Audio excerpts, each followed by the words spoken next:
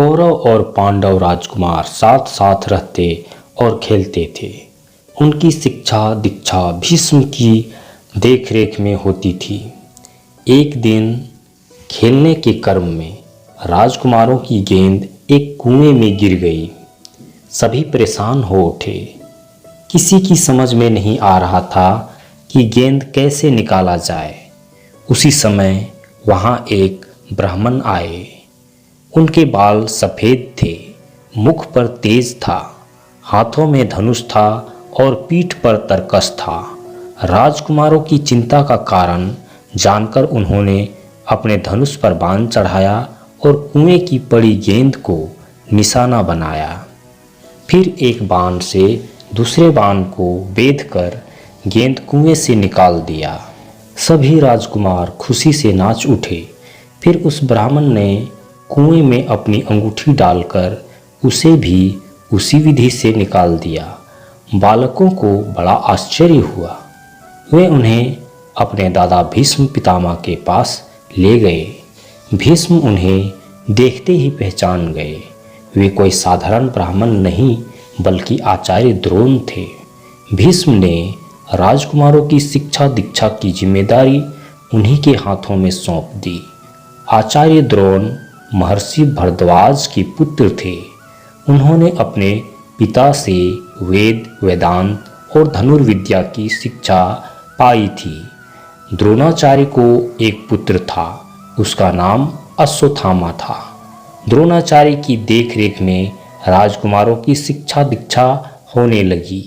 एक दिन आचार्य ने शिष्यों को एक पाठ याद करने को दिया। क्रोध नहीं करना चाहिए, सदा सत्य बोलना चाहिए। दूसरे दिन पाठ को सभी से पूछने लगे। सभी राजकुमारों ने सही सही सुना दिया। केवल युधिष्ठिर को ही पाठ याद नहीं हुआ।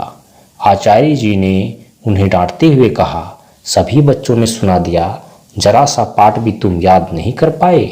युधिष्ठिर बिना झुंझलाए बोले, आचार्य जी, क्रोध नहीं करना चाहिए तो मुझे याद हो गया है, लेकिन मैं सदा सत्य बोलना चाहिए। इस पाठ को यदि मैं अपने जीवन भर में भी सही सही याद रख सका तो अपने को धन्य मानूंगा। केवल युधिष्ठिर ही सत्य का पाठ जीवन भर याद रख सके। शिक्षा पूरी हुई, परीक्षा की घड़ी आई। गुरु द्रोणाचार्य ने पेड़ की ऊंची टहनी पर चिड़िया का एक पुतला बंधवा दिया। राजकुमारों से उसकी आंख में निशाना लगाने के लिए कहा। सबसे पहले युधिष्ठिर आए।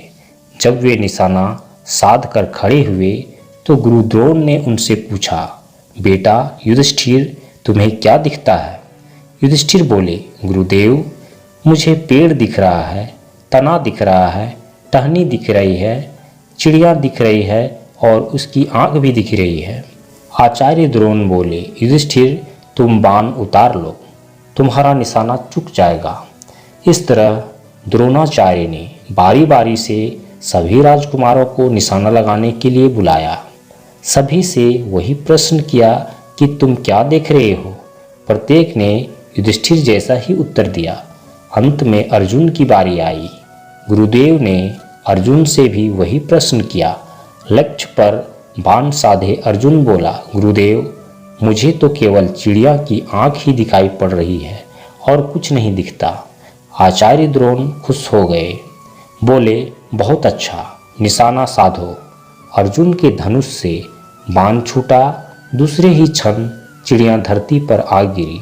आचार्य ने राजकुमारों को सीख देते हुए कहा, यदि सही निशाना लगाना हो तो केवल लक्ष्य पर ही दृष्टि जमाओ।